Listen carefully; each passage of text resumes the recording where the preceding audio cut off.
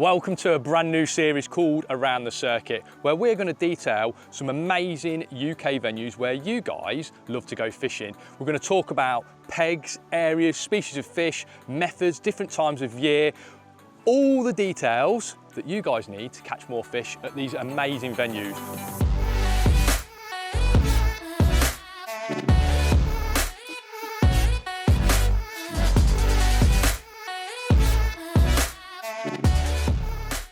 First on the list, and we had to start here, it's the amazing Barston. This is one of my favourite venues. It's home to some beautiful fish.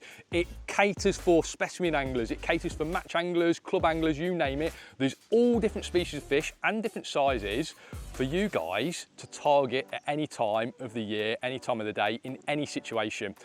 I fish a load of matches on this venue. What we're going to do is we're going to detail the pegs and the areas, the methods, all the different species. We're going to have a walk around the lake, help you guys catch more fish by doing so. Then we're going to get to my favourite part of the day. This afternoon we're going to have a fish, run through a little session and hopefully catch some big Barston beauties. First peg we have got to talk about, and it is one of the most famous pegs in the Midlands, if not the country.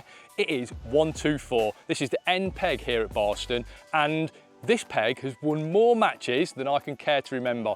Unfortunately, I've never drawn this peg, and a lot of people feel this is a bit of a gimme when you draw this peg. Some days it doesn't produce, but that is very, very rare. You can see that you've got a bit of a banking that goes out to your right-hand side, which extends out for maybe 20 metres. On a good day, especially in the summer months, we've got a beautiful summer's day today. Those fish will be coming as close as that banking really, 20 metres out along that point, catapulting pellets or feeding really heavily along that banking, maybe with a spod or a bait up feeder, that sort of thing. We'll get fish into that area. But you have got loads of room to your right hand side. There's loads of out of bounds water to your right hand side. We've got a very famous golf tee to our right hand side, and obviously anglers aren't allowed down there. And that means that the carp feel safe, the carp don't ever get caught down there, and no matter what time of year you're sitting on this peg, you've always got some resident fish to your right hand side. So it's a brilliant peg no matter what the conditions or what time of the year. Now, it's not just this peg, because you've got next to it the 120s, which, although not as big a hotspot as 124, the 120s can really throw up some big weights. In a recent festival, I was on 123, I had a 300-pound weight on one of the days. There was a 180-pound further down on 120. So anywhere from 120 up to 124, if I was to pull those pegs out in a match, I'd be over the moon.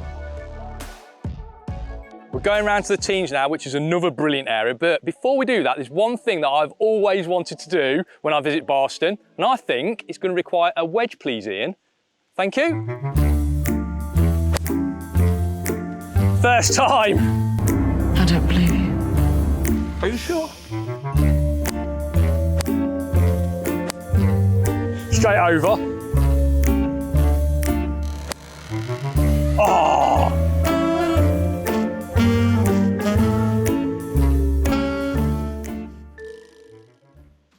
We are now on the famous teens area of the lake. Now, during the matches, the early pegs don't seem to get a look in. They're not pegged very often. Pegs 1 to 10, although they can be really productive, we generally don't use them in matches. But if you're coming pleasure fishing, it's an area that you've got to keep an eye on, because there can always be a load of fish down there. Generally, our matches start at peg 12, opposite the 18th hole, where we've just had a beautiful shot straight onto the green, and run all the way down to the other end of the lake.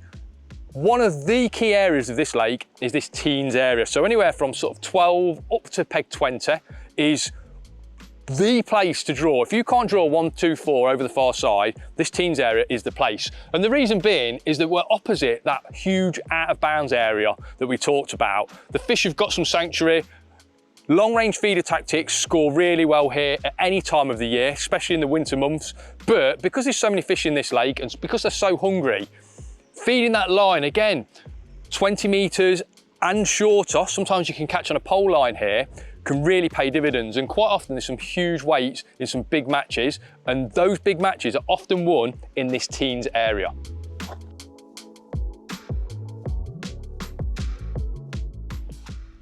We're settled in on one of my favourite pegs. This is peg 16 along this bank of the teens, and It's a really consistent area. We should catch fish here all year round, really. And I've got a approach that is going to revolve around fishing short. At around 20 metres, we're going to be feeding lots of bait. Obviously, it's summertime, the fish are hungry, you need to feed bait. And the fish here in Barston, they're big, heavy eating machines. So on my tray, I've got some 8mm F1 Sweet pellets. These are absolutely stunning. They smell beautiful. The fish in here love different flavours, and I think you've got to make your bait stand out. There's a lot of anglers that fish this venue throughout the year, and the fish see loads of different baits. So for me, standard carp pellets, the fish eat them without a doubt, but if we can add something to our bait, I know we're just going to get a few extra fish in our peg. So F1 Sweet pellets, 8mm, beautiful sweet smell. Hopefully they're going to pull loads of fish into our swim. To go around our feeder, we've got our micros. Now, these are the Amino Originals in the swim stim range. These are 2mm, and I've soaked them up with a little bit of water in my bucket, almost mixed them like ground bait because I've got quite a large quantity. Added a little bit of water at a time, so I get this nice, soft micro that can go in my feeder or on my feeder, but it breaks down beautifully around my hook bait and reveals my hook bait perfectly. Now, you might be saying, they look pretty plain. You've just talked about F1 Sweets pellets for bringing fish into the swim, and the fish love different flavours on this lake. Well, the Amino Original is a pretty good flavour in its own right, but I've got different flavourings that I can add to these pellets as I go along. And what I don't want to do is ruin the whole batch of these pellets in one go by adding a load of flavourings. So I've got a few different flavourings to try today. You can see that these pellets, although are soft, they'll still take a little bit more moisture, and that means I can add different flavourings. I've got a few from the carp section of the Dynamite Baits catalogue that I want to try today. So I've got some crab, I've got some krill, I've got all different things that I want to try. And also, I've mixed up a little bit of this. Now, this is the Tiger Nut Spod Mix that Dynamite produce, and it's a really cloudy, sort of sloppy ground bait mix. It's got a lot of particles in it, and to this is going to be my base. And what I'm going to do is I'm going to add different baits. I'm going to add a few micros. I'm going to add those 8mm. Have got some 6mm as well in reserve if I fancy putting a few 6mm in. And I'm just going to mix up a little bit of a mix. Now, to feed that in the peg, 20 metres out, I'm going to need a feeder to get it out there. And one of these bottom loaded feeders is absolutely fantastic for the job. So this is a large feeder, I'm going to say, a large swim feeder with a bottom weight on it. I've got some other ones as well. I've got one that's slightly larger. That's a cage one, but it's still got that bottom weight on it. And it means with that bottom weight, I can put the bait in this feeder quite loose, quite sloppy, and I can cast it the distance, whoosh it out on the surface, and I know that I'm feeding my swim. I might do that 2-3 times before I cast my hybrid feeder in. It just means that my hybrid feeder isn't the only thing in the swim at any one time. If I was to just solely rely on my feeder, my hybrid feeder to catch the fish, it's just not enough bait. You know, it's a small parcel of bait, it's sitting on the bottom. Most of these fish are swimming mid-water, really nomadically moving around the lake, and you need a reason for those fish to dip down onto the bottom. So by feeding with this feeder 2, 3, 4 times prior to casting out my baited up feeder, I'm hopefully pulling fish into the area, giving them a reason to go down to the bottom, and then I'll cast my feeder on top of that bait, hopefully catch a fish, trick a fish.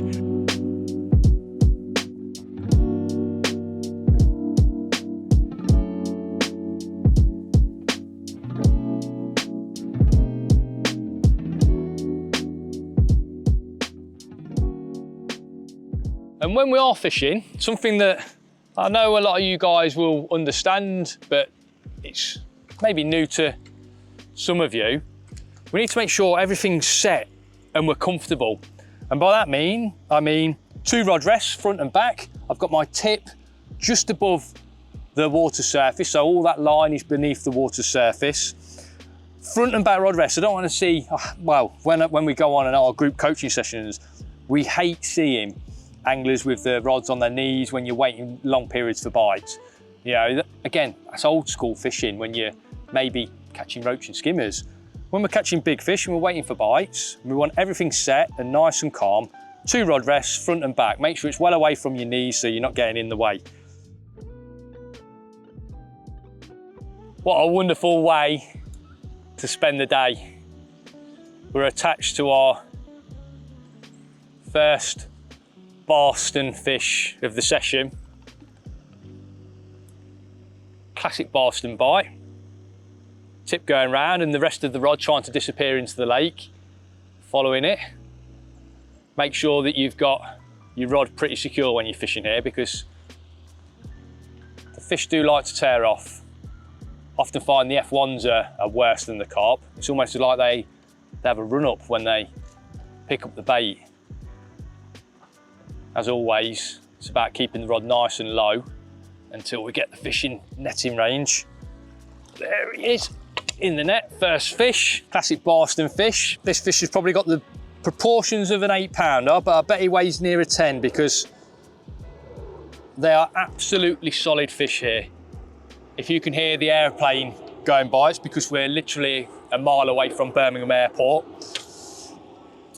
Look at I mean, he is a heavy fish. He's a beautiful mirror carp.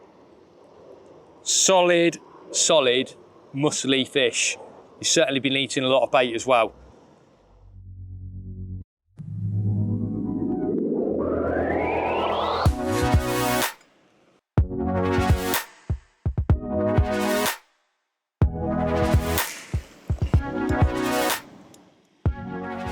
While we wait for another fish, why don't we go to another part of the lake and we'll talk through the best tactics for that area.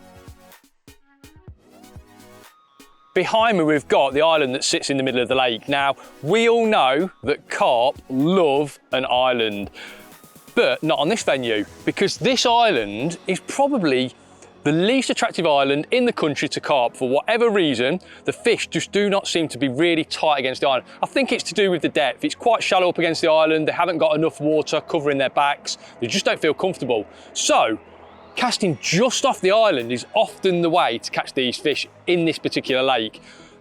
Method feeder tactics, PVA bag tactics work really well here. Feeding lots of bait because, as we've said, these fish, they're not in certain areas. They don't want to just sit up against the island.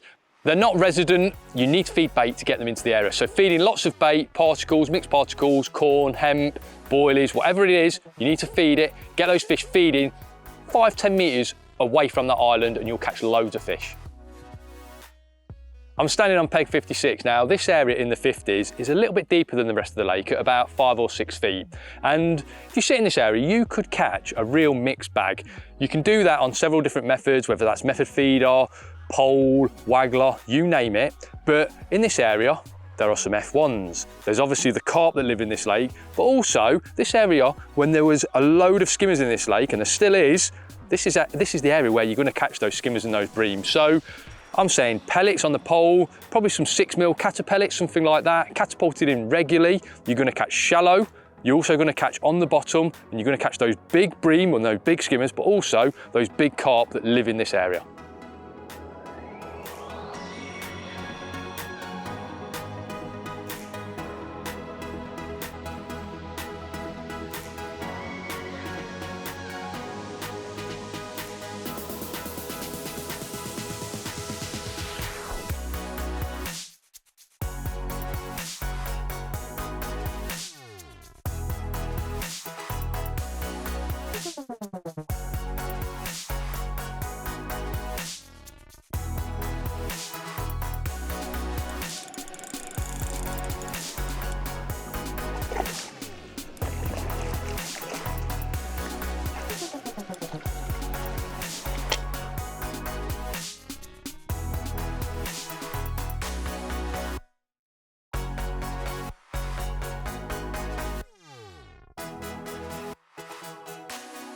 When I started using a stopwatch for our feeder fishing, a few people found it, a little bit strange. Why are you using a stopwatch?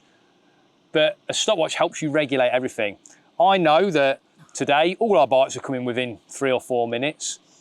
It's pointless me leaving the bait out there for 6, 7, 8 minutes because I just know I'm not going to get a bite. My bite time has passed. So it means I can be more reactive. And you'll be surprised, you know, you lose track of time when you're fishing. You're talking to your mate, or you're just lost because the scenery is so beautiful, or you're just generally distracted. But the stopwatch helps you keep a track of time. So I'm casting out, I'm setting that stopwatch. I know that when it gets to that 4-minute mark, if I've not had a bite by that time, I need to feed the bait and reset the peg. You know, it's busy fishing. There's no fish in venues like this for a lazy angler. You need to keep the bait going in. And that's what I'm going to do now. And while I do that, I'm going to talk to you about another area of the lake. We're on the road stretch now. Now this stretch runs all the way from peg 80 in the corner, all the way up to 124 when we talked about those 120s earlier. Now, this road stretch, as the name suggests, has a lovely track running behind every single peg, which makes fishing super convenient. There's car parks dotted along the bank, which I've got to tell you as a top tip, if you get here and you've got a chance when you're pleasure fishing, I would always fish in front of one of those car parks because that's where most bait goes in, more anglers fish those pegs, and you know what it's like. The more anglers that fish a peg, generally, the better the fishing, and there's always a few resident fish around those areas. Having said that, this road stretch is pretty consistent along the whole length. And if I was fishing along this area, I don't tend to catch a lot of fish short. Most of the fish are down the middle, and I would try and dominate an area down the middle of the lake. So 40 or 50 meters, maybe even up to 60 meters. Set your stall out, fish one area, try and feed bait really consistently throughout the day. The fish in this lake love bait. Summer or winter, you've still got to put some bait in, still got to feed some bait and get those fish into your swim. But down the middle of the lake, try and dominate an area. Pull those fish in from that central area of the lake. Whether you're fishing method feeder, PVA bag, specimen style tactics, it doesn't matter. Try and dominate that area. And on this roadside, it tends to be down the middle of the lake. This roadside as well can be home to an odd, big nomadic fish. And quite often when you're talking about the big fish that are in this lake, the 25 pounders that can get caught, they're loners. Those fish aren't with the main shoal of fish, and those fish generally get caught along this roadside as a one-off fish. So if you want a big fish, get yourself on this roadside, dominate the middle of the lake, and I reckon you'll have a good day. The routine that we're going through, so obviously catch our fish. So we just caught that fish. Now, old school ways of fishing, we would probably think there's fish there, we don't need to feed. But what we need to do here is feed lots of bait. We need to make sure we've always got some bait down there for the fish to feed on. So what I'm going to do is I've got my bait up feeder. I've clipped my bait up feeder back onto the line, and I'm going to put in another feeder full or two of those 8mm pellets with that stick mix, that spod mix, just to hold it together. So I'm just going to put them in. That one went a bit to the right. Not a great cast that wasn't, Robert. And you can see it's quite hard work when you're doing this, because you're obviously casting 3, 4, 5 times for each fish. You're feeding, that's obviously 2 or 3 casts, and then to actually catch your fish you need to cast out the baited rig as well. So you can see in there still some pellets stuck in the feeder from that last fish. I quite like that. It means that I've always had some bait near my hook bait. So I've got my wowser on my hook. I'm going to load my feeder up. Like I say, first layer goes in quite firm. I want it to break down, but I want it to break down over a period of maybe 5 minutes. Lay my hook bait on top. We're going to put this second layer on a little bit softer, and we're going to just plop that on top of where we've just fed our bait. I'm going to gently sink the line, and once that line